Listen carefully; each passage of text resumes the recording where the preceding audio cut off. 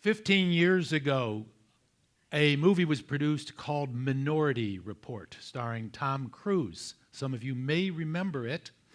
One of the things they did in producing the movie was they reached out to some of the foremost futurists in the world at the time, since the movie was set in the year 2050, and said, what was life going to be like in 2050, so they could go ahead and set the story in a scene that was as realistic as an estimate of the future as they could come up with at the time. In one of the scenes of the movie, Tom Cruise, or his character, John Anderson, walks into a retail shopping mall and enters a retail store. Let's take a look at what happens for a potential picture of the future. Can you roll the video, please? Well, in their future, apparently, even in 2050, automated systems can make mistakes. And it can be very difficult. Actually, in my opinion, there are two places where they slipped up with their projection of the future. And one is that, while I think everything that they projected here is going to come true, and much more, they projected it for 2050. They were about 20 years late. We'll have virtually everything you saw there by 2030, and much of it before then. And secondly, with blockchain-enabled systems, you would never have John Anderson confused with Mr. Yakamoto. But more about that tomorrow. It's tough to make this kind of prediction. I mean, as that great American philosopher, Yogi Berra, put it so well, making predictions is very hard, especially about the future. Nevertheless, I'm going to go out on a limb today and make a couple of predictions for you. And I have to warn you, my predictions are not always well received. I was in a situation about 20 years ago where I was talking about to this new emerging technology called the World Wide Web to a group of manufacturers. And I had an actual display of this, I said, now what we're looking at up on the screen is called a website. And they're, okay, website. And I said, now, don't worry about where this comes from. It's created by a little tiny startup nobody's ever heard of. They call themselves Amazon.com. So I logged on to Amazon, ordered a copy of my latest book, had it shipped to the president of the association, and I said, so what do you think? Now, this is a room full of senior executives of mid-sized, billion-dollar manufacturing companies, so no dummies in the room. One guy raises his hand. I said, yes. He said, that was very cool, Jack, very interesting, but help me understand, what has this got to do with us? We're manufacturers. We don't sell books. Well, not everybody believes that applications of new technology that apply to one area of our economy or society necessarily apply to them. People are always looking for opportunities to be able to opt out of change. Similarly, I was speaking to a group around the same time, technology people. And after I painted this near-term picture of what the future was like with this emerging business practice called electronic commerce, a fellow came up to me and he said, Jack, he said, I like your optimism and enthusiasm about the future, but obviously you don't understand very much about technology. I said, well, please enlighten me. And he said, well, we don't even really have the processing power. We may never have the bandwidth, and we're certainly never going to have the security. So this notion you're peddling that someday people are going to be able to sit at their computers and do their banking electronically online, it'll never happen. It just can't be done. Well, whether, again, somebody doesn't believe in a prediction because they don't think it applies to them or their industry, or because they think it's just simply technically impossible, I urge you, nevertheless, to please try to keep an open mind and join me on a short trip to the near future. This is Luke and Annie. Luke and Annie are very excited. They're planning a dinner party this weekend for 3 other couples who are close friends. But first, they have to plan the menu and select the ingredients and prepared foods that they'd like to use. Fortunately, they live right down the street from the brand new branch of one of the most exciting retail destinations around, Le Eat. Le Eat is a modern food hall, a combination grocery store, specialty food emporium, and self-serve restaurant. Luke and Annie think they'll find what they need and perhaps get a few new good ideas while they're there. When they walk in the door of Le Eat, a picture of Annie's face flashes up on her smartphone, and a Le Eat robo-host, speaking to her through her smartphone, says, "Welcome back to Le Eat, Annie. Would you like to shop with us here today?" When Annie says yes, the robo-host says, "Will it be okay to use your standard payment method if you find something you like?" And again, Annie says yes. Le Eat's robo-host asks Annie if she has a shopping list she'd like to share. When she does so, the robo-host displays a map of the store showing her the most convenient route to find each of the items she has listed. It then tells her that it appears from the items she's listed that she's planning to make a chocolate ganache cake, and asks if that's correct. When she says yes, it lists several other items not on her list and asks her if she might also need any of these other ingredients typically used in a chocolate ganache cake.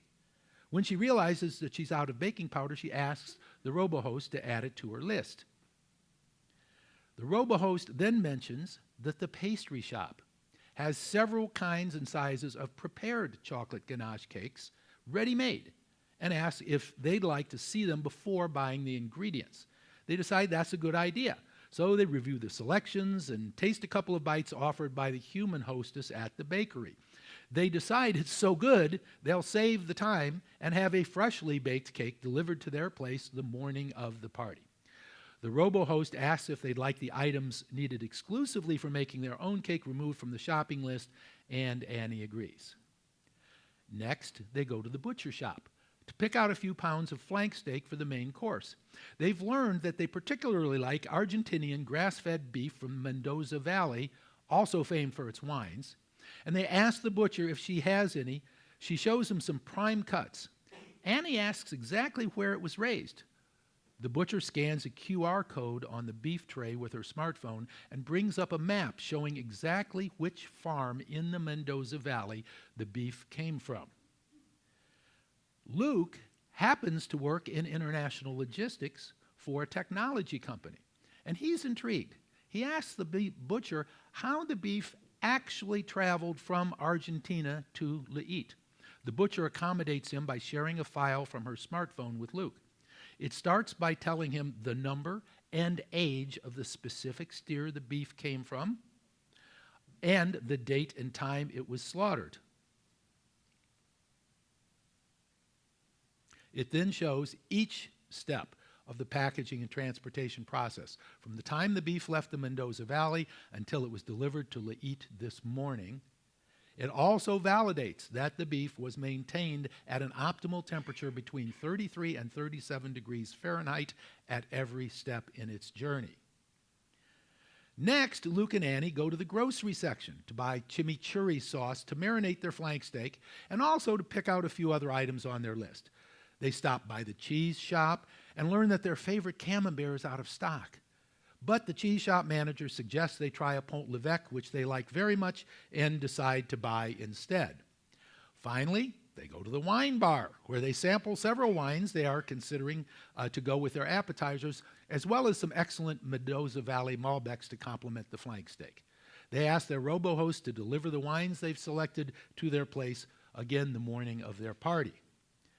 As they walk out of the store, the robo-host gives them the total and asks again if the charges should be billed to their usual payment method. Luke remembers that he has an unusually high balance of points in one of his frequent flyer accounts and says he'll cover the cost from that. He authorizes the payment at the prevailing exchange rate with his thumbprint. No checkout lines, no cashiers. Luke and Annie walk home with the small bags they've decided to carry with them, having enjoyed their morning out together and even more excited about their upcoming dinner party. While Luke and Annie are still walking home, Brianna, the regional merchandising manager for Le Eat, gets a message from the company's intelligent merchandising system. The system tells Brianna it has a recommended change to the standard planogram for this region's stores. Brianna asks what the change is, and the system responds that its analysis shows that 70% of all purchases of chimichurri sauce and similar marinades are accompanied by purchases from the butcher shop. So it recommends that in addition to having these products available in the grocery section, a display be set up at the butcher shop. It shows 2 planograms and suggests that one is ideal for those stores with layouts and traffic patterns similar to the one where Annie and Luke shop, and the other planogram be used for the remaining stores in the region. The merchandising system estimates that this change would increase the sales of these products by 8%. Brianna likes the idea and approves it.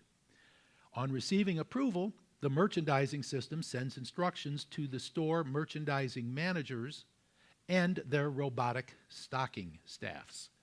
They are given the updated planograms for their stores and asked to implement them the next time shelves are stocked. Meanwhile, in Leite's corporate procurement and supply chain management department, Samantha is the director of vendor relations. She's just received a notification from Leite's dynamic sourcing system. It notifies her that the supply chain management system has updated dynamic sourcing with the information that the current supplier of Camembert has been unable to fulfill orders for the past week. This is due to a production shortfall resulting from extreme weather conditions affecting their part of Normandy. It appears that the problems are likely to last for at least several more weeks.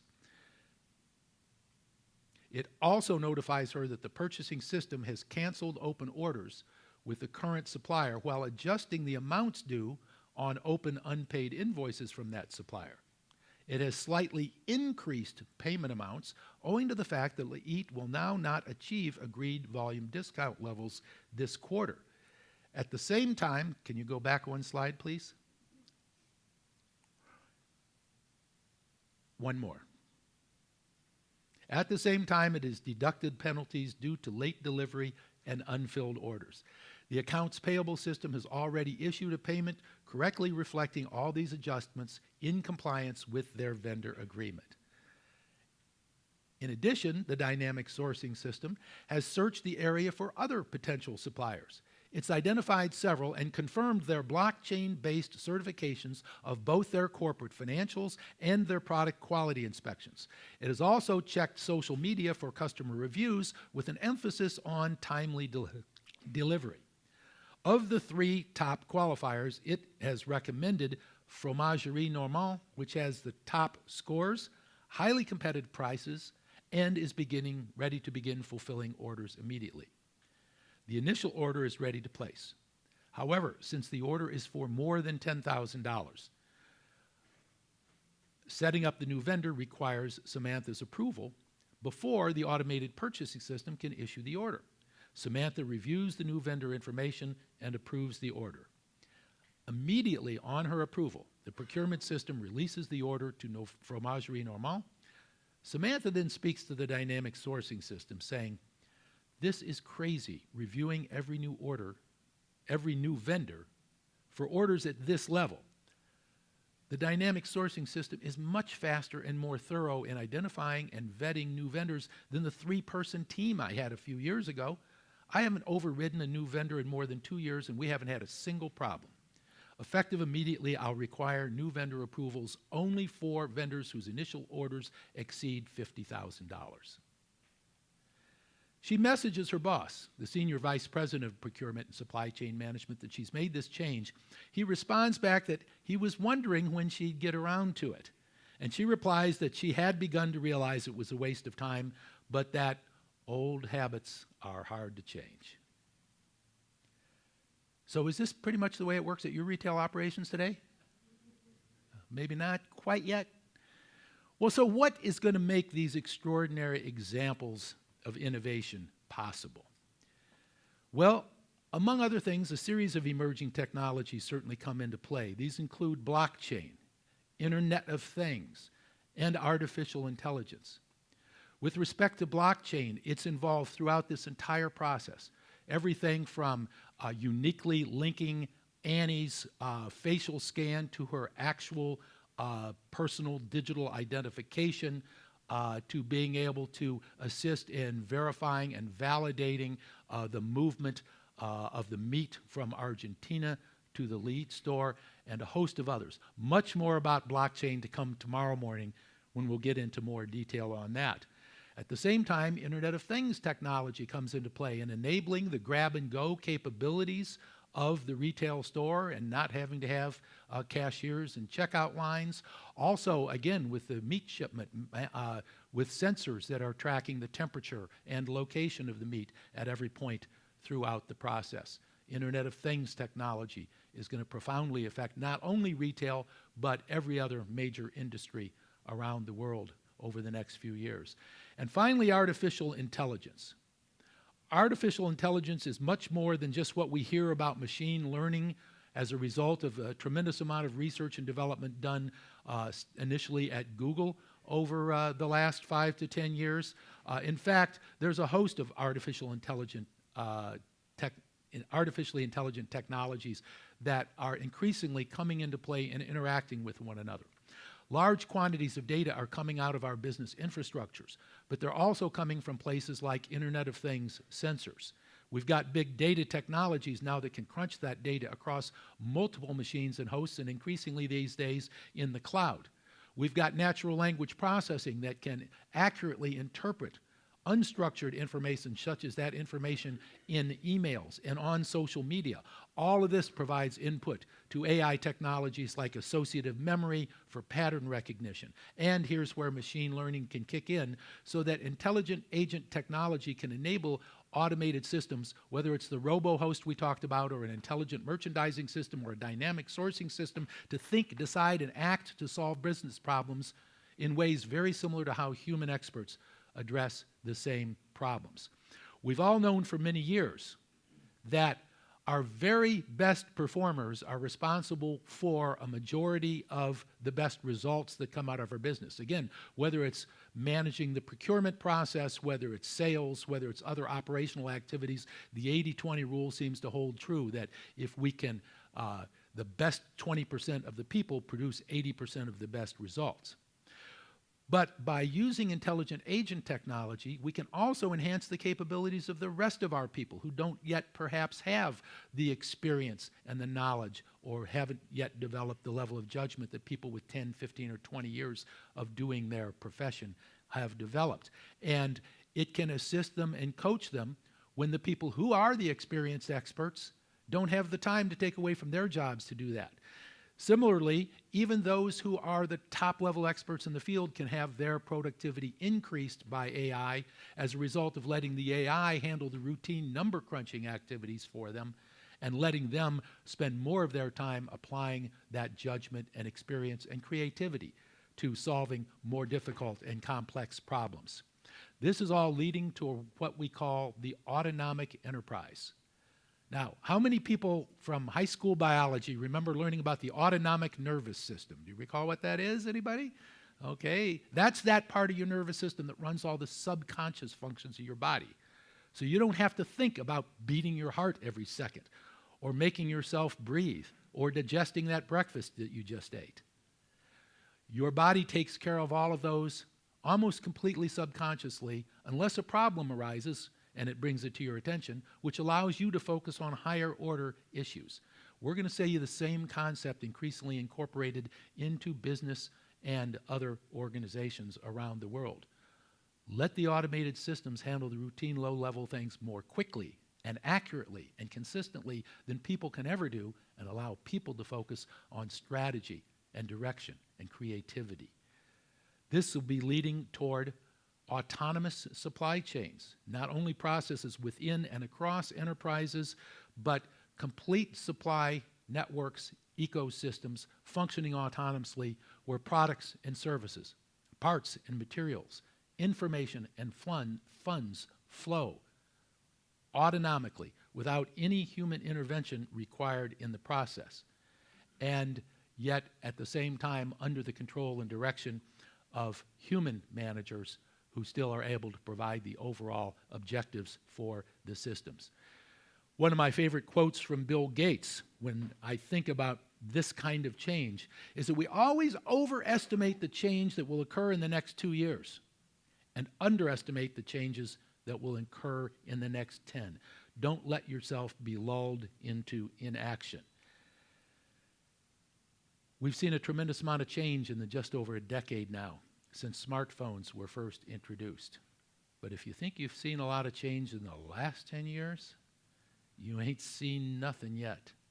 We're going to see more change in the next 10 years than we've seen in the last 50 years. What's it going to take to accommodate all of that change? We've got to change our mindsets, not only welcome change, but seek it out. We've got to change our processes. We've got to change our business models. We've even got to change entire business ecosystems. That's a lot of change. But as the, skipping ahead a moment, as the great historian Henry Steele Commager put it so well, over a century ago, change does not necessarily assure progress, but progress implacably requires change. Take advantage of the next day and a half to stimulate your minds and get excited about the potential for change in yourselves, in your organizations, and in your industries. I look forward to chatting with each of you all later. Thank you so much for listening.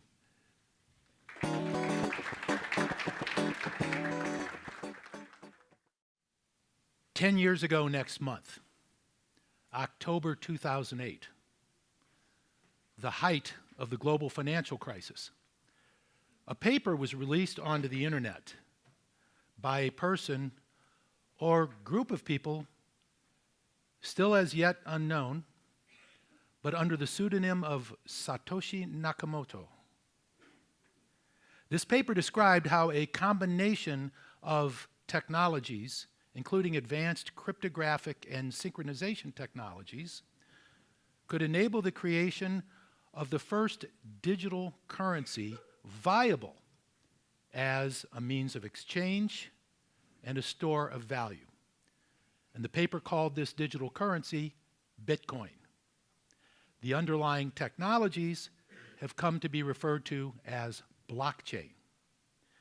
Now, because Bitcoin was the first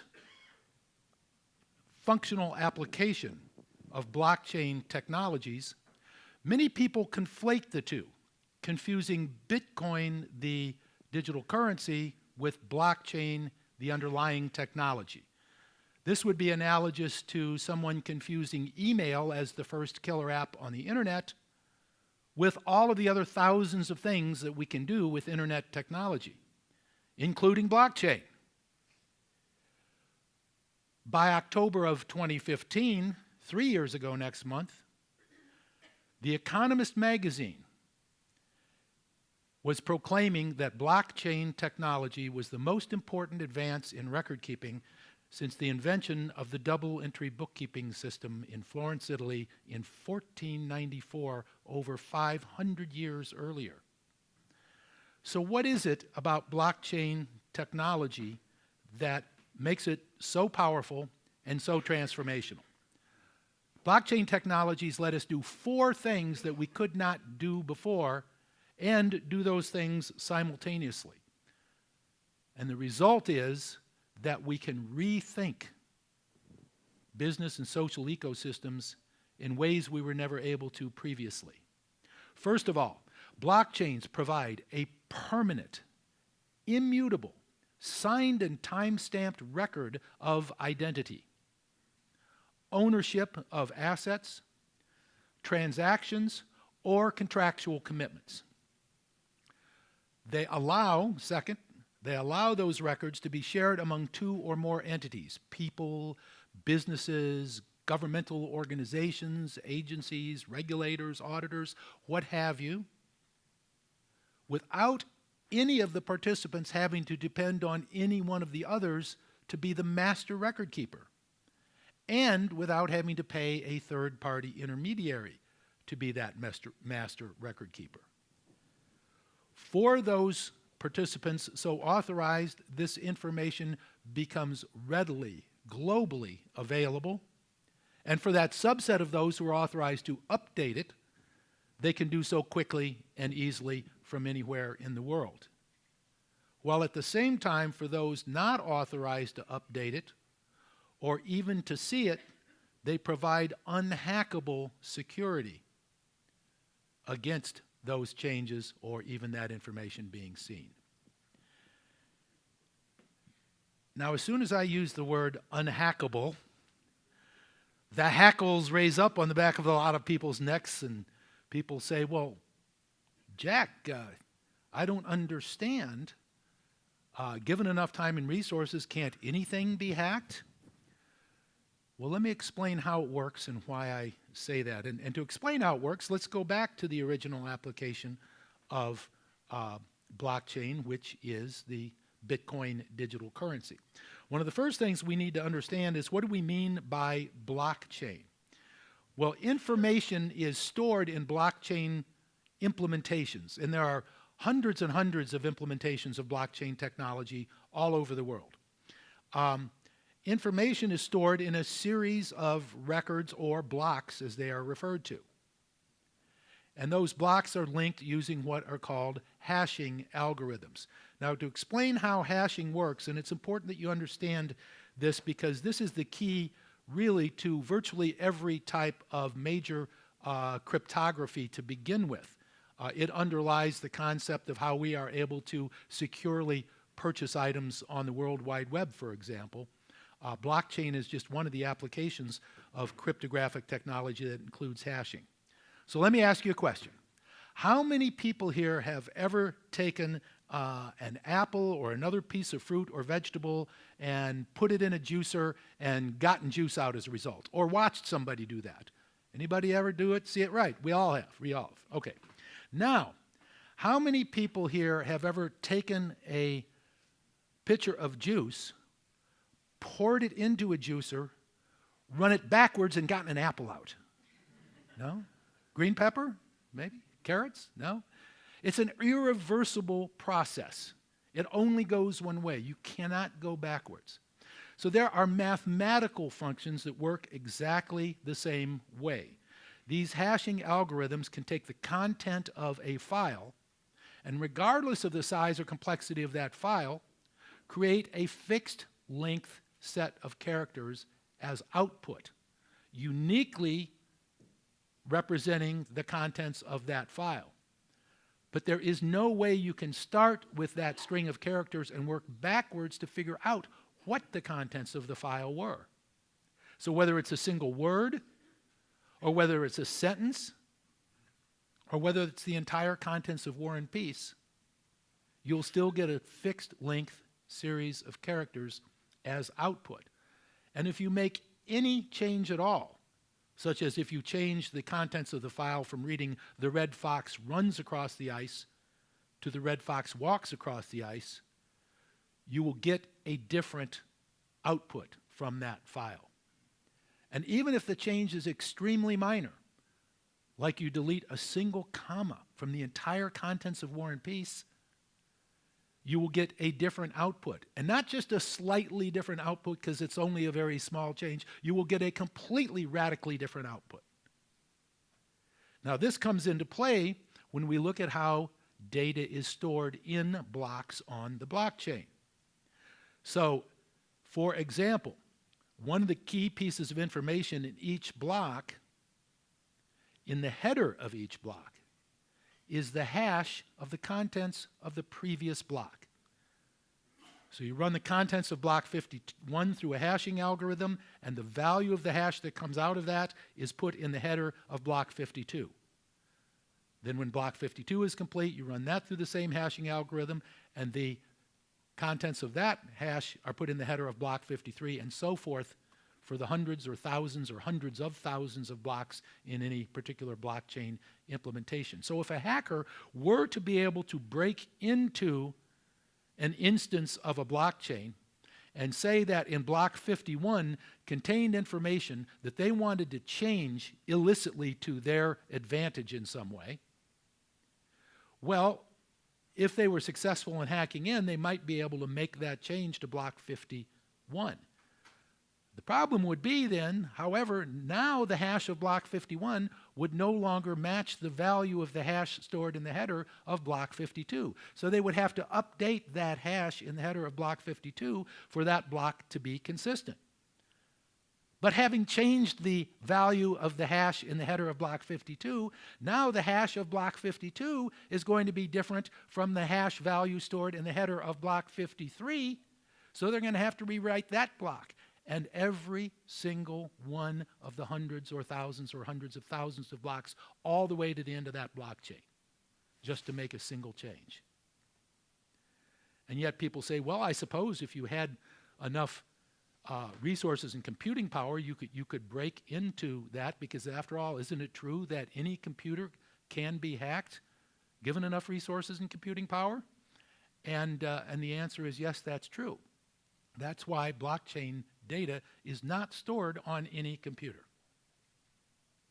It's stored on many computers. Depending on the implementation of blockchain, it's stored on anywhere from dozens to hundreds to thousands of computers all over the world in all different kinds of environments, on premises, in the cloud, with extremely sophisticated security protecting each and every one of these individual nodes of the blockchain. So if somebody were to hack into one of those nodes, as I just described, and successfully rewrite all those blocks on the blockchain all the way to the end, so that now that node of the blockchain reflects some information that is illicitly advantageous to them in some way, all that would happen is that the synchronization technology on the blockchain would look at it and see that the values on this node no longer match what every other node has. It is invalid. Ignore that node until it matches up with the rest of us. So what this hypothetical hacker would have to do would be to simultaneously hack into a majority of the nodes on the blockchain and change them all in exactly the same way at the same time. And they'd have to be very fast with it, because as soon as that blockchain resynchronizes, their efforts to illicitly make changes to it are gone for naught, and they'd have to start all over again. The largest, oldest, and slowest blockchain is the Bitcoin blockchain, and that synchronizes every 10 minutes. Many private or permissioned blockchains, as they're often referred to, synchronize in seconds or even fractions of a second. A Harvard physicist estimated a few years ago that the amount of energy that would be required to drive the amount of computing power that would be necessary to simultaneously hack a majority of the 7,000 nodes on the Bitcoin blockchain around the world and change them all and get that all done in less than 10 minutes before the Bitcoin blockchain synchronizes the next time would be approximately equal to the amount of energy emitted during the same period of time by the sun. So some of you are saying, so in theory you could hack into it, right? Well, yes, technically, mathematically, in theory you could do it, but it is so wildly economically impossible that there are just far better ways for those who are trying to steal from others to accomplish those objectives. Now, it's important that you understand that this doesn't mean we don't have to pay attention to security anymore, because some of you who are familiar with the area may say, well, wait a minute, what's all this I've read about people having their Bitcoin stolen? Bitcoins have been stolen, many millions of dollars on numerous occasions, but they're not stolen from the Bitcoin blockchain or by altering the transactional records stored on the Bitcoin blockchain. What happens is that the private keys that people use to be able to access and control their blockchain are what gets, their Bitcoin, are what gets stolen. And if they're foolish enough to leave their private keys in online exchanges that are stored in a single centralized location, if and when that exchange or location is hacked and those private keys are compromised, now the Bitcoin is gone, or stolen as the case might be. So that's why people who invest significant amounts of money in Bitcoin and other digital currencies don't store it online. In fact, despite the protestations of some utopians who thought that digital currencies would make the banking industry go away, the generally accepted best practice for storing Bitcoin and digital currency in any large value amounts is to store it on an external device called a hardware wallet, sort of like a specialized form of a flash drive, and then take that wallet down to your corner bank and put it in a safety deposit box and keep it there until you need anything more than whatever, a few hundred or a few $1,000s that you might be willing to put at very, very, very small risk by storing in online exchanges. But as a result of the capabilities of blockchain technology, we now have the ability to share information among participants in a business or social ecosystem. Far more powerful and effective than we've ever had before. Now, how many people have heard of the second law of thermodynamics? Ever took a high school physics class, science course, anything like that? We've got a few that were willing to admit that. Okay, the second law of thermodynamics is about entropy. And an increase in entropy is an increase in disorder. All things in our universe have a tendency to degrade from being highly ordered to being more disordered. And the data that we use to manage our businesses and manage our relationships with our suppliers and our customers and other external parties that we interact with also is subject to entropy. Here I happen to have a friend of mine who's a good hacker hacked into your company's data systems and came up with this visualization of how neatly ordered all the data are in your company's systems. I don't know if you've seen this particular image before or not, but actually this is a piece of artwork. But the point is that very, very few people have extremely well-structured, well-organized data systems in place. Partly because even within organizations, much less across organizations, it's very difficult to keep that synchronized. In order to keep that synchronized, you would have to have some means of, in real time, having easily shared data that's permanent, unchangeable, that has a valid track of who has maintained and updated that data, and that cannot be hacked by others, which in fact is exactly what you get with blockchain. Ron Stewart talked yesterday about the significance of perfect data and why perfect data is so important, not just to recovery of losses in the procurement and supply chain management areas, but to management of our businesses as a whole. Blockchain technology, for the first time, will enable us to get as close as we'll ever get in this world to perfect data. And once people began to realize that, and that blockchain could be used for viable digital currencies, they said, well, what else could we use blockchain for? Why not electronic medical records? Now think about how much you would miss getting to have the fun of every time you go back into the same doctor's office you were just in last month, filling out that same 5-page form with your entire medical history on it, just in case they have burned all their files in the last 4 weeks since you had your last meeting with them. But that's something that's likely to happen as a result of electronic medical records. Not electronic medical records that will belong to the healthcare provider, or to the insurance company, or to a big technology company like Google or Amazon, but that will belong to each of us individually, that we will have control over, and we will be able to authorize the appropriate healthcare providers or insurance companies to update as appropriate or to see the information that we wish to allow them to see without anybody being able to see anything they're not allowed to see. Similarly with land titles. How many people have ever bought or sold real estate? Most of you, of course. And once you come to an agreement on price, and assuming you've already got, if you're paying a mortgage, if you haven't bought the real estate with cash, if you have, hallelujah, congratulations. But for the rest of us mortals who have mortgages on our properties, assuming you've been approved for a mortgage and you agree on a price, what is the one thing that holds up the closing of the deal the longest? The title search. Right. Typically anywhere from 2 to 6 weeks just to get the results of the title search back.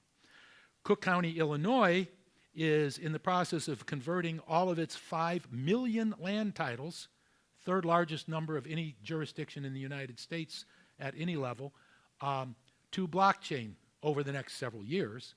And when they complete it, what that means is that they and the many other places around the world that are doing the same thing will be able to complete title searches not in weeks, but in seconds.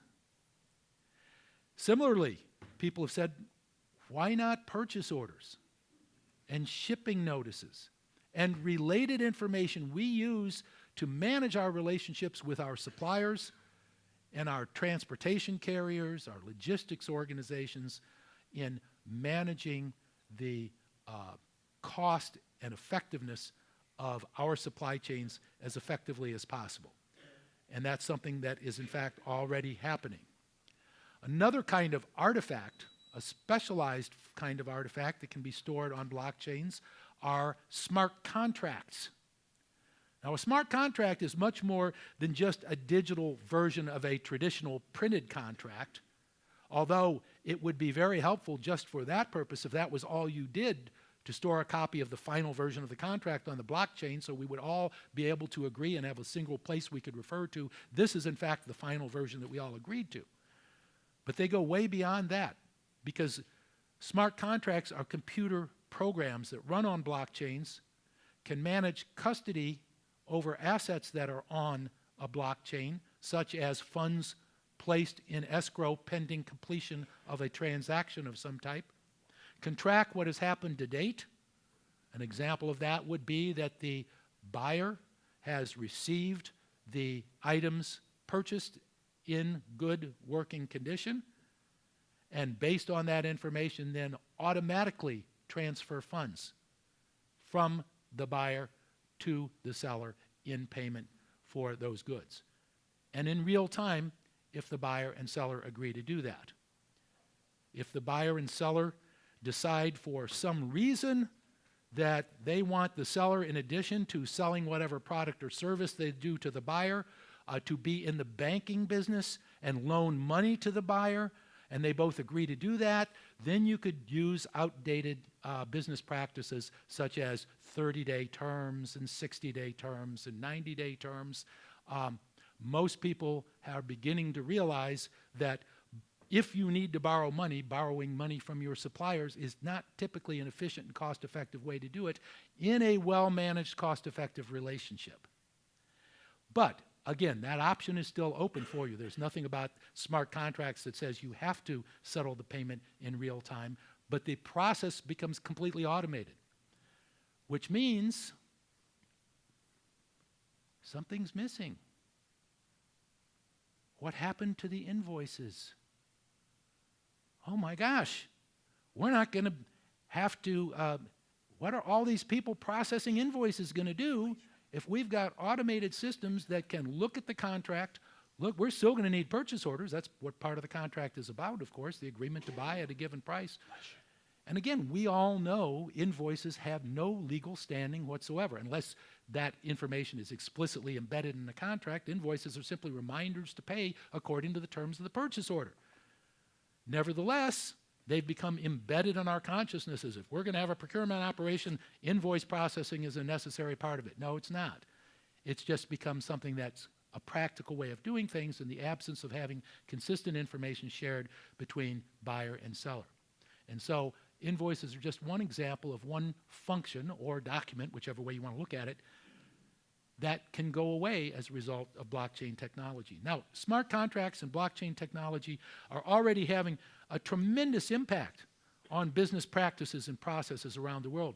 As long as 2 years ago, this upcoming November, I had the opportunity to keynote the Global Big Data Conference in Qingdao. Qingdao is a port city on the northeast coast of China between Shanghai and Beijing. It's the fourth largest port in China. And by an extraordinary coincidence, a blockchain proof of concept that I had been following for a couple of months resulted in the arrival of a ship at the port of Qingdao the weekend before I spoke at the Big Data Conference. And the ship was carrying a load of cotton sold from a company in Houston, Texas to a company in China. Now, as most of you know today in international trade, that regardless of whether the actual physical exchange of goods takes place on a more timely basis, that the actual formal transfer of ownership of internationally shipped goods from buyer to seller with whatever appropriate customs or border crossing reporting and controls must be filed, and the payment from the buyer to the seller for the goods, and the payment from the buyer to the freight carrier for the transportation of the products, it typically takes about 10 business days to settle that out in full and have complete records of the transfer of ownership and finality of the settlement of the payment for the product and service. In this particular case, because each of the pallets of cotton had a barcode on it, they were able to quickly visually verify the completeness and quality of the pallet, scan each of those, on completion of which the ownership of the cotton was transferred, payment was transferred from the seller to the buyer, from the buyer to the seller, and from the buyer to the ocean freight carrier company, and the entire process was completed not in 10 days, but in 10 minutes. Think about the implications for working capital management of being able to settle up international trade in minutes or seconds rather than days or weeks. It's going to have a huge impact on us. Walmart has had a problem, as have all other international importers of food, with the fact that it's just the reality of life, that sometimes food arrives and by the time it gets to the store shelf, it's not the quality you would like it to see. And in the worst case, you could even have a situation like E. coli or something like that getting into certain kinds of food products and so forth. They were importing mangoes from China, still are as far as I know. And what they found a couple of years ago was that it was quite problematic for them that if they ran into a problem, if when food got to the store shelf, there was something wrong with it, tracking back the actual original source of that food to the original location overseas, in China in this case, was extremely time-consuming process. It took over 6 days on the average to put together all of the paperwork, match everything up, and find out exactly which farm or orchard that product came from so that they could, if necessary, pull it off the shelves at the stores that it was shipped to. And what do you do in the meantime? Do you pull it off the shelves of all the stores all over the country? Do you cross your fingers and just hope nobody else gets sick? A very difficult situation.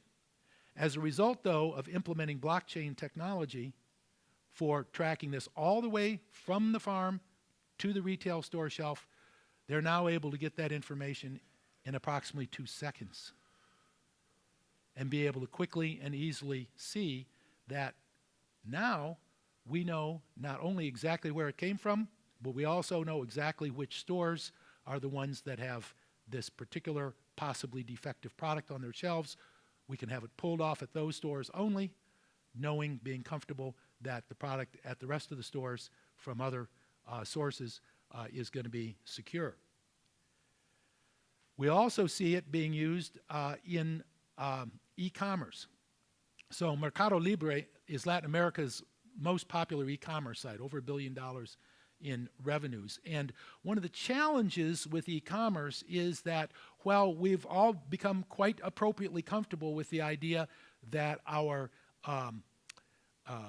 actual payment transactions are going to be secure while they're going across the internet and being processed, is that if in fact the e-commerce company had a bad guy on the inside who was they could use internal systems in some way if the proper controls were not in place and well enforced, to, for example, take your order and instead of having it shipped to you, having it sent to the employee's brother-in-law, who could then take this unexpected windfall and take it out and sell it and make money, and you end up having paid for something you never got, and meanwhile it disappeared. And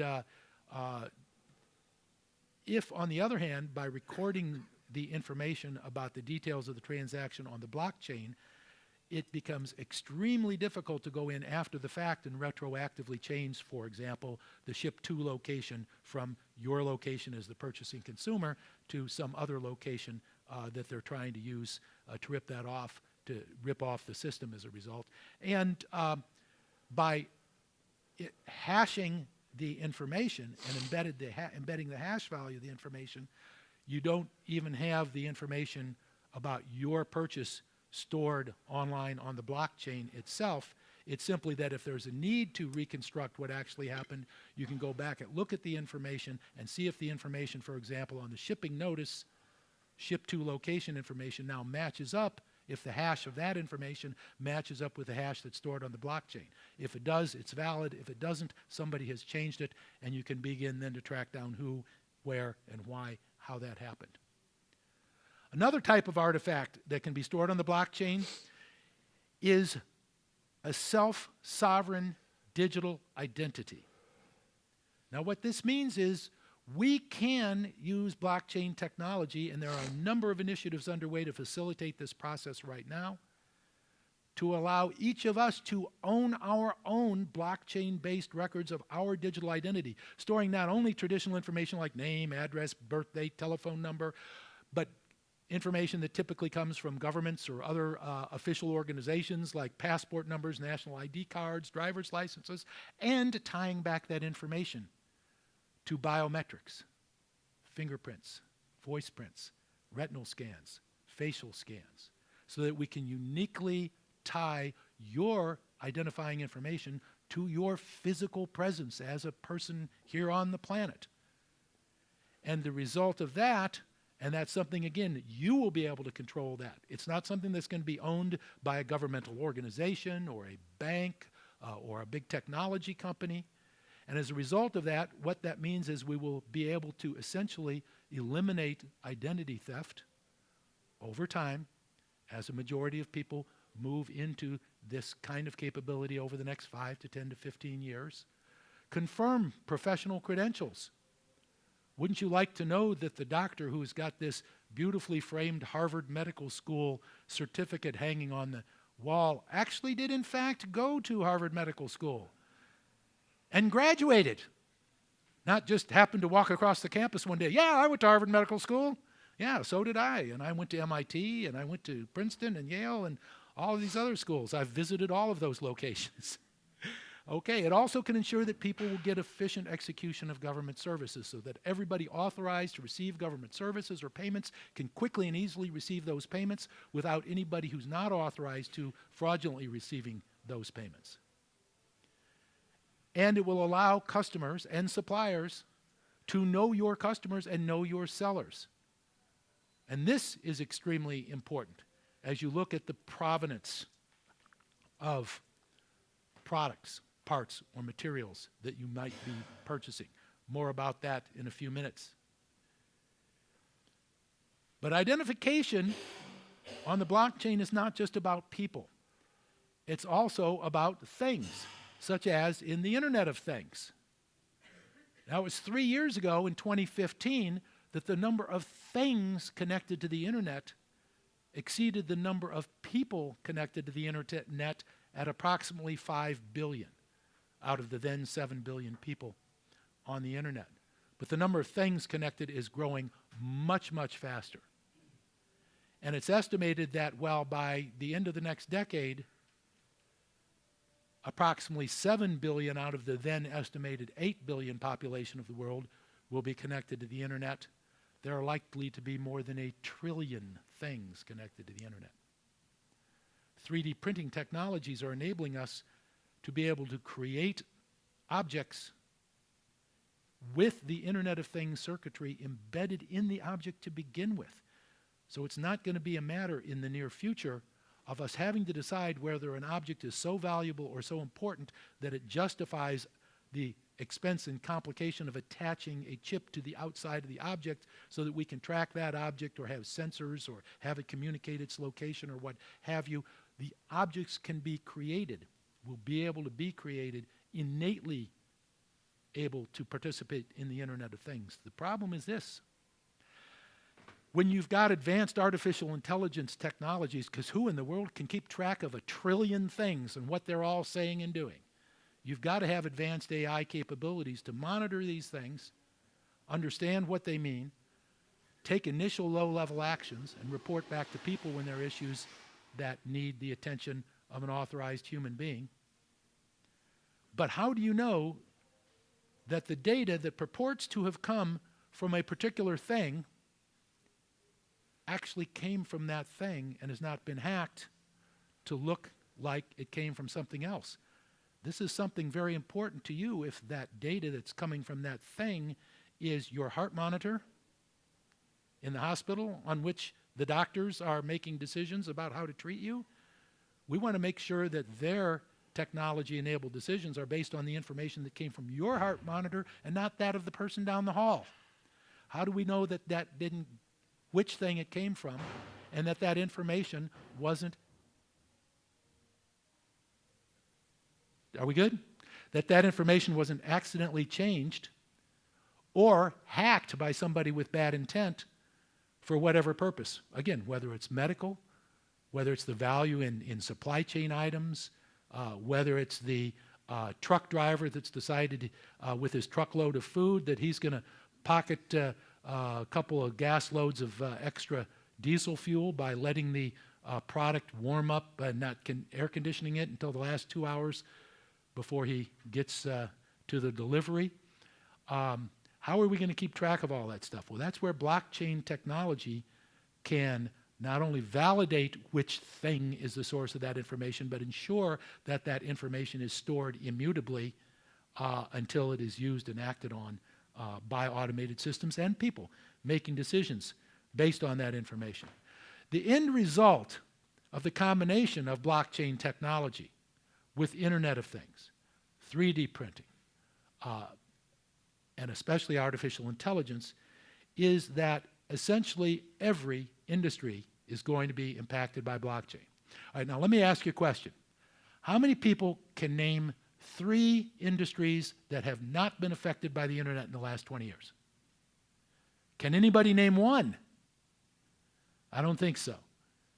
And the same thing will be happening with blockchain technology, especially as we integrate blockchain technologies. And if you don't happen to see your industry on here, I think most of you probably do, but if you didn't, it's only because I ran out of space on the slide, not because blockchain's not going to impact your industry. Sorry, you're not off the hook.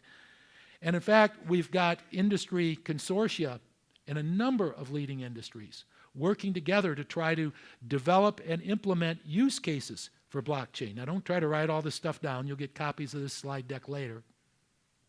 But this is just a tiny, tiny subset of the literally thousands of use cases of blockchain that have been identified as potential applications across many, many different industries, hundreds of which are already under development and in many, many cases actually in production today. There's a common misconception that, well, blockchain is a cool concept and it works fine for Bitcoin and digital currencies, but nobody ever actually really uses it for anything else. Wrong, as I explained in the case of Walmart, as I explained in the case of Mercado Libre, and again, hundreds and hundreds of other examples of real live implementations of blockchain in production already today. Now, being procurement professionals, you of course are interested in what is the impact of blockchain on purchase order management. We've touched on some of this a little bit. As we all know, a tremendous amount of time and effort is spent reconciling information between customer and supplier.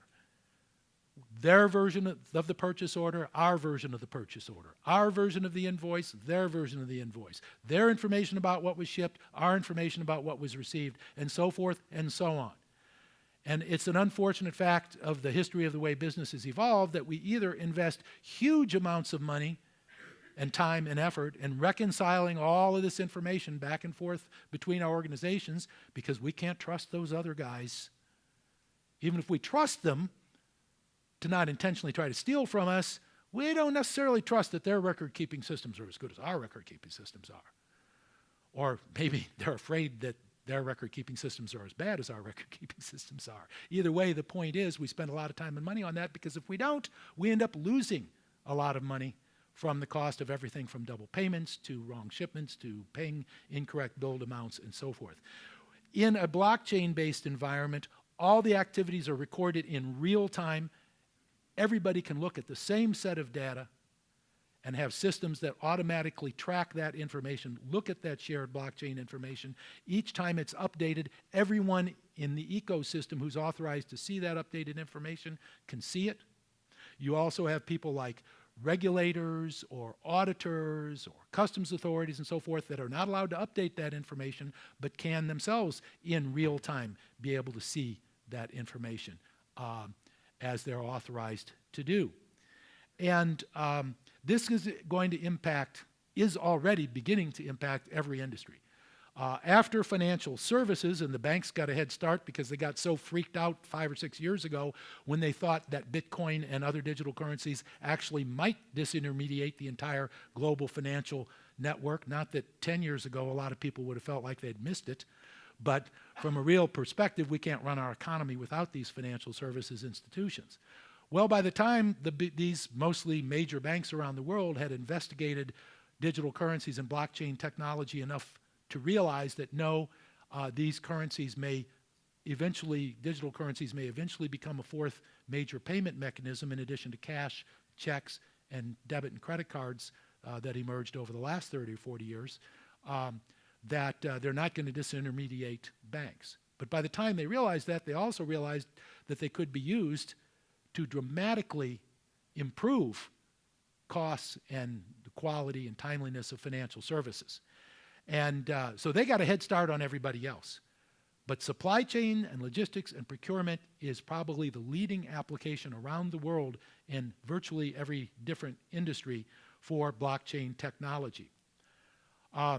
In retail in particular, but to a certain extent in other industries, certainly the consumer products industry and much of the technology industry, we're going to see very significant impacts of blockchain. More transparent supply chain means we'll be able to improve sales forecasting, inventory control. It'll be audited in real time, not post-audited, and rapid and transparent transactions. The Mercado Libre production system is just one example of that. But also, improving consumer trust and transparency. There is a blockchain initiative called Everledger that is tracking diamonds from the mines in Africa and other places around the world where they're mined, all the way to the retail shelves. So that now when you go into a retailer to purchase a diamond, you can know exactly what the provenance of that diamond was and who owned it all the way back to the mine, and know you're not purchasing a blood diamond or supporting some illegal warlord in a war-torn third world country that's using slave labor to mine those diamonds and enrich himself. There's also a system out there called Provenance that is doing similar type of work for a variety of consumer products, foods, and so forth. Elimination of counterfeit goods, okay? You know, you can walk down the streets of Hong Kong and many other cities around the world and get remarkably good prices on Rolex watches and Louis Vuitton purses and so forth. And how do you eliminate that kind of abuse? Well, a lot of it is by tracking. It may be a little more difficult with the people that are just selling on the sidewalk, but a lot of it, certainly when it comes to what's available through legitimate stores and so forth, being able to have the provenance of that information and tracking it. Tilcal, and by the way, you'll have links on your PDF copies to each of these sites if you want to dig into these areas, learn more about them. Same thing with warranties. Man, tracking and managing warranties is just such a difficult thing to do for the companies that are selling products under warranty, and it's very hard for the procurers of those products to be able to keep track of what's under warranty, and is it worth it to try to bother to submit it. But if, on the other hand, a product is defective in some way or becomes defective or breaks down too soon, and all the information about the product, the purchase of the product, and the warranty on that product is readily available on the blockchain, now it becomes very quick and easy to submit the information about the defect and recover via the warranty. Customer loyalty is another area. and keeping track not only of loyalty points so that customers can get maximum value out of their loyalty points and really feel like they're benefiting from being in your loyalty program to the full amount that they intend to, and allowing you to control it, making sure that nobody is fraudulently taking advantage of a customer loyalty program, even allowing points to be interchanged in online loyalty points market exchanges similar to what we see for foreign exchanges, so that you could do such things, for example, as have a young man pay for the purchase of the groceries they bought for their dinner party this weekend using his airline frequent flyer miles. And of course, consumer payments. There's a link that says who accepts Bitcoin as payments, and it's not just about Bitcoin. There are several other digital currencies that are likely to continue to grow in their acceptance for payments for those people who prefer to do it. And by the way, being willing to accept Bitcoin doesn't mean that you have to take the risk of the value of holding Bitcoin, because there are exchanges out there that are providing the service of immediately converting Bitcoin to fiat currencies, and do so at a tiny fraction of the percent. Typically, that you would pay a credit card company in processing transactions for you. Typically, credit card companies, depending on the credit card and the amount of business you do with them, you're going to pay anywhere from 1 to as high as perhaps 4% of the cost for processing a transaction. We're typically looking at costs less than 0.2%, and sometimes considerably less than that for processing digital currency transactions. So blockchain is going to impact every part of business, from operations to IT, supply chain to finance, human resources, managing your data, logistics, marketing, compliance, procurement, customer service. Who doesn't see an area they work in reflected here? Well, we got marketing even in there, Jeff, so there you go. So lots of exciting opportunities around blockchain technologies. And it's cool to think about this stuff, but you know, none of this matters unless your business has a strategy for blockchain transformation, or more explicitly, blockchain-enabled digital transformation. And having a strategy for blockchain-enabled digital transformation means starting with awareness and understanding, especially across the senior management team of your organization. You don't need to know how to build a transmission in order to know how to drive a car. You don't have to understand all the technical details of how blockchain technology is implemented in order to understand how you can use it as a tool to better manage your organization and take cost and delay and errors out of the relationships between your organization and your external parties, suppliers, customers, what have you. And you've got to start with that. Last summer, Cognizant, a major Indian IT outsourcing company, did a study to look at the most common hurdles to blockchain adoption. Came up with a whole list of those things that were the things that were keeping people in companies as users or potential users of blockchain from moving ahead. And every single one on that list is reflective of what we see in the first three items. The most common, that over 50% reflected understanding blockchain and the use cases, communicating it to key executive decision makers, evaluating the cost benefits of use cases. But none of the issues on this list have to do with technology. None of these have anything to do with, well, is blockchain secure enough? Is it scalable enough? Is it fast enough? Now, that doesn't mean every theoretical technology issue has been resolved. It's very similar to where we were 20 years ago with the internet, when that fellow came up to me and told me, well, you know, you'll never be able to do electronic banking online. He was actually right, in the sense that if his boss had come up to him working at a bank and said, I want you to get electronic banking online in the next 90 days, the technology didn't exist. But as I think I pointed out, it was not more than 18 to 24 months before that bank and all of their competitors were rolling out online electronic banking. The same thing is going on with blockchain. But let me tell you this, the brilliant engineers and technologists and scientists even that are addressing the technical limitations of blockchain as they exist today are going to be solving those problems way faster than your organization can possibly adapt its business models, its business process, and participate in the evolution of its business ecosystems to take full advantage of that technology. So do not let anybody at your company tell you, well, I've heard there are some technical limitations to blockchain, so we better not waste any time even looking at it or thinking about it until they solve all those. We saw what happened to the companies that decided they were going to wait until every possible technical limitation on the internet was resolved before they got involved. They got blockbustered. Don't let that happen to your organization. Blockchain does play a critical role in digital transformation. Most emerging technologies, and these are all important technologies, and your organization should be looking at them and thinking about all of them that are applicable, and most of these are applicable to virtually all of your organizations. But they're point solutions in the sense that they apply at a specific organizational point or within a particular process or even a particular geographic location, for example, such as an Internet of Things sensor that's on a physical object in a given location or traveling from point A to point B.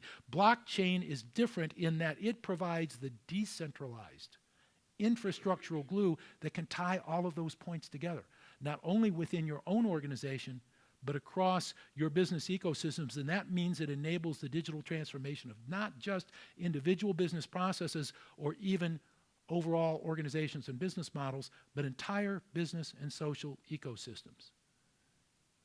Now, look at what's happened in the distribution of music over the last 10 to 15 years and how that ecosystem can change.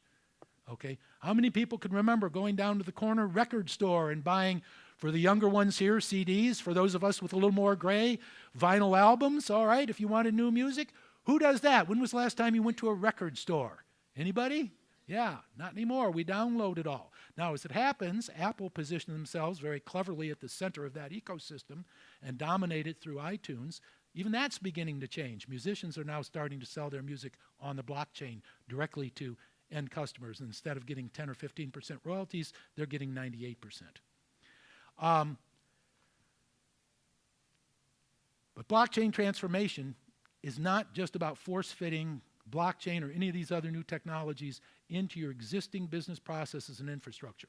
You need to understand that blockchain is a team sport. That means you need to work with others in your organization, in your industry, in your ecosystem, the other participants, the other entities you interact with, to identify where and how you can most effectively leverage blockchain technology. Now, if there's anybody here, raise your hands if you've been around long enough to remember the early days of electronic data interchange, or EDI, back in the 80s. Anyone want to admit to being that old? Okay. All right. I was heavily involved in that myself. And one of the keys was people had to agree on what the standard formats were for EDI. Same kind of principle holds true with blockchain. It's not about taking away competitive advantage. It's just like we all use the same kind of phone system. Some companies just use them a lot better, but we all agree it would be better for us to all use phone systems that work on the same principles than for each company to try to force all of its trading partners to use its own dedicated way of making telephone calls or doing EDI. The same thing holds true with blockchain. Start rethinking your business, government, and social ecosystems and what your company's role is in that ecosystem. How do you bring value to the ecosystem as a whole, which is going to include your customers as well as your suppliers? And what are the things that you're doing now that may go away as a result of blockchain technologies? You probably don't want to invest a lot of time and effort in those. And where are the things where you have unique core competencies that will allow you to add even more value in a blockchain environment and may allow you to grow your business, expand your footprint, increase your profitability and your margins? Rethink your business model within the broader ecosystem, and then use any and all of these technologies, not just blockchain, but the others I talked about yesterday and today, to implement that new vision of the future. And what we have learned over the years in working with emerging technologies for over 3 decades now, is that the ideal approach, what we have found works most effective in developing a strategy, the question comes up, well, how do you change the wheels while you keep the car rolling down the street? We can't just stop our business, change the way everything works, and start it back up again. Well, an approach was defined more clearly about 15 or 20 years ago out of McKinsey called third horizon planning. The idea is there's three parallel components. First, you look out, depending on the size of your and complexity of your company, anywhere from 3 to 5 to perhaps at the outside 10 years. For most of your companies, 3 to 5 to maybe 7 years. I mean, trying to look more than 10 years down the road, that's science fiction, okay? It's the movie Minority Report, great fun, but it's not practical. Things change too fast. But you certainly can look out, and if you can look out 5 years, that's time enough to change almost anything. How is your blockchain-enabled digital ecosystem likely to be different 5 years from now? And what is your digital enterprise going to need to look like to take full advantage of those changes? And what are the things you're doing today that you will still do in a blockchain-enabled, digitally transformed future, even if in ways that are radically different and digitally transformed from how you do them today? Do you want to invest a lot of time and money into enhancing your invoice processing capabilities? Probably not. I mean, if you have a serious problem at the moment, you might have to fix it to get you through the next year or 2 or 3 or 4 years. But long term, do you want to invest in something that you understand is going to be going away? On the other hand, sourcing will never go away. There will always be new products and services coming into the market. There will always be new suppliers of existing products and services coming into the markets with new and creative and better and different ways of doing things. So sourcing is always going to be with us, even if it becomes AI-driven, blockchain-enabled capabilities that far exceed our sourcing capabilities today. What are you still going to be doing in the future, and how do you need to evolve to the future version of how that could work within your organization? Then, what are the things you're not doing now, but you could be doing in the future, or would like to be doing in the future, or perhaps will need to do in the future to continue to participate? And that's where the second horizon planning comes in, where you do the skunk works activities, if you will, the proofs of concept, where you become familiar with the emerging technologies, AI and machine learning, natural language processing, Internet of Things technology, certainly blockchain technology.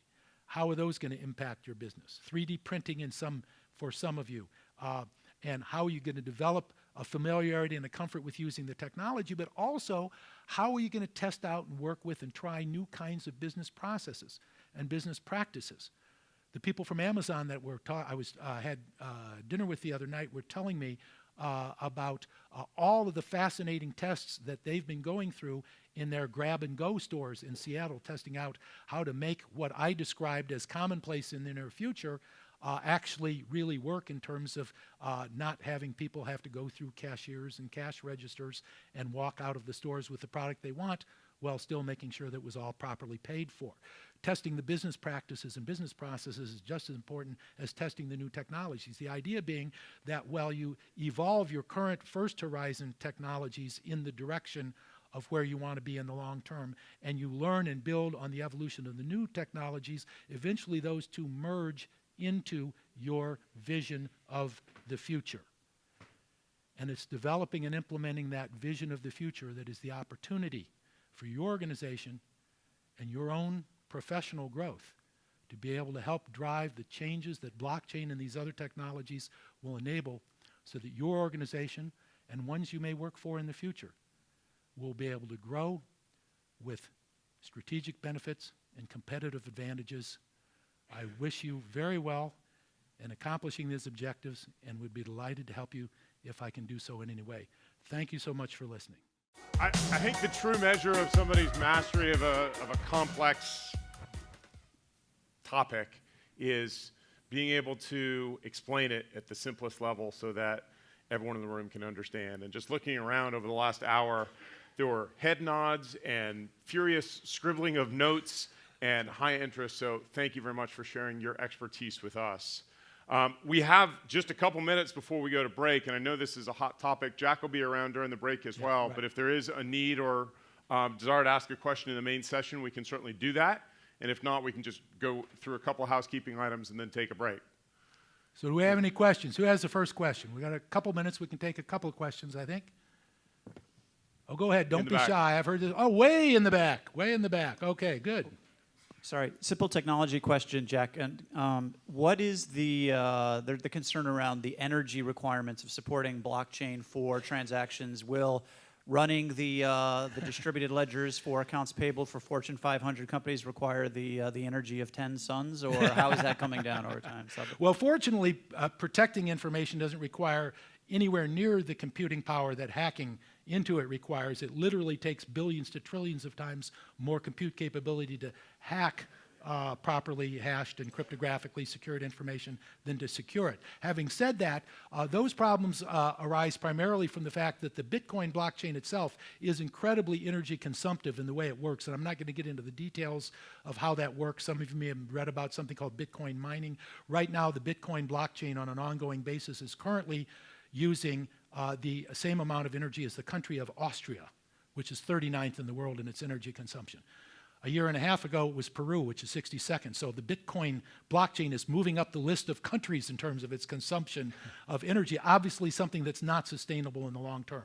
So people are working on a variety of other technologies in terms of the underlying cryptography and synchronization capabilities of blockchain technologies. The Bitcoin blockchain is the oldest application, but there are a number of newer ones. The best one known is Ethereum. There are other new ones coming on, and these technologies will make it much more cost-effective, faster, more sustainable to be able to use blockchain. And these are examples of some of the kinds of technical issues that the brilliant engineers and technicians and scientists are working on now to solve. Time for one more? Anyone? Just a quick one, Jack. Yes. Great presentation. Thank you. I'm going to give away my age, I guess. I remember building systems around the first mobile phones at the beginning of the 80s, and then we had the internet websites that we were developing at the beginning of the 90s. And then the first social media stuff started coming out at the beginning of the 2000s. Now we're finally using them all to actually, have a lot of commerce around them, and that's what's actually pushed things more quickly.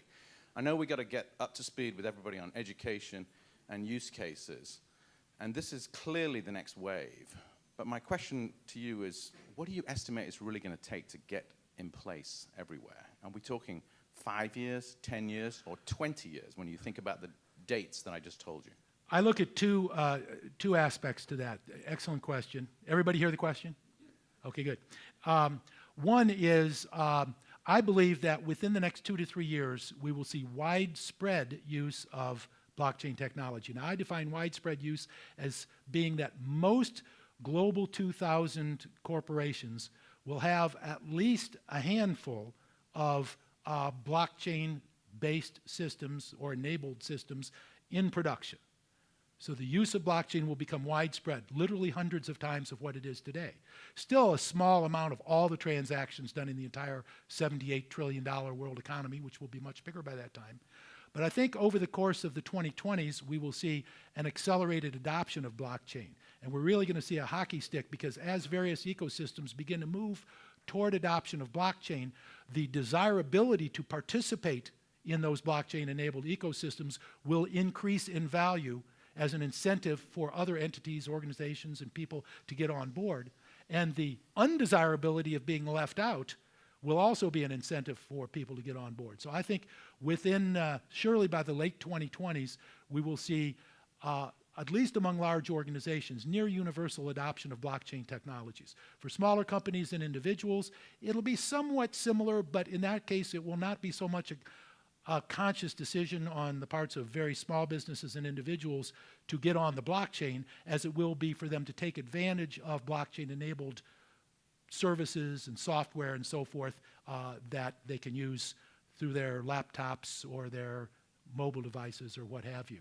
So I think that for all practical purposes, within the next, say, 15 years, we will see essentially universal adoption of blockchain comparable to what we've seen over the last 25 years with the internet.